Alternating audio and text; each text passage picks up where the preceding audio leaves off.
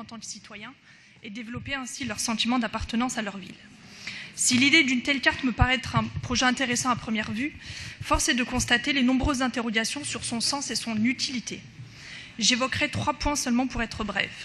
Premièrement, est-il pertinent qu'une simple déclaration sur l'honneur, quant à sa parisianité, suffise pour l'obtenir? Est-ce que cela ne lui confère pas du coup un aspect un peu banal ou ayant peu de valeur symbolique?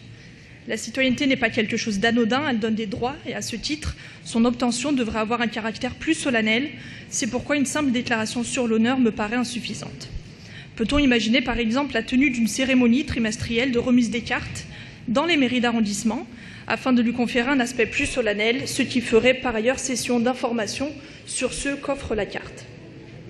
Peut-on imaginer également, afin de renforcer la valeur symbolique de cette carte une fois obtenue, un parcours de la carte citoyenne, à points par exemple, pour avoir accès aux quelques événements limités en nombre par opposition au tirage au sort? Ce parcours permettrait de récompenser les citoyens les plus engagés. Par exemple, au lieu d'un tirage au sort arbitraire pour assister à un conseil de Paris, les citoyens ayant participé à tant d'événements culturels ou à tant d'éléments citoyens se verraient bénéficier d'un accès prioritaire. Un deuxième point, si par bien des aspects elle peut être considérée comme un pass culturel, qu'est-ce qui en fait finalement son caractère citoyen? D'autant plus si on rappelle son contexte post-attentat.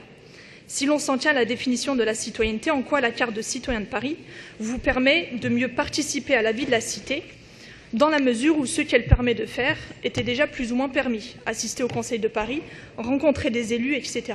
Pourquoi ne pas créer davantage de liens entre la possession de cette carte et la possibilité de participer, par exemple, au conseil de quartier? On pourrait imaginer que les citoyens volontaires les plus engagés pourraient rejoindre la composition de ces conseils de quartier en complément des élus, des associations, de personnes qualifiées et des habitants tirés au sort.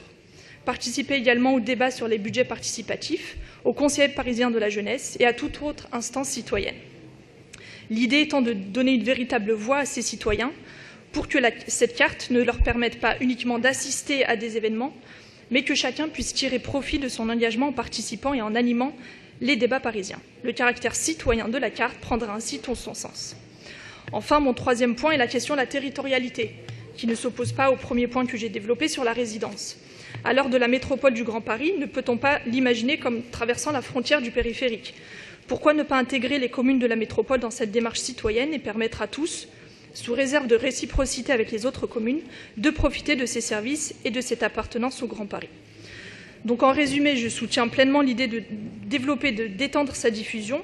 Néanmoins, il me paraît judicieux, voire nécessaire, de rappeler son rôle premier et de lui conférer un plein rôle de carte citoyenne avant d'être un pass culturel et sportif. Voilà les éléments que je souhaitais apporter au débat.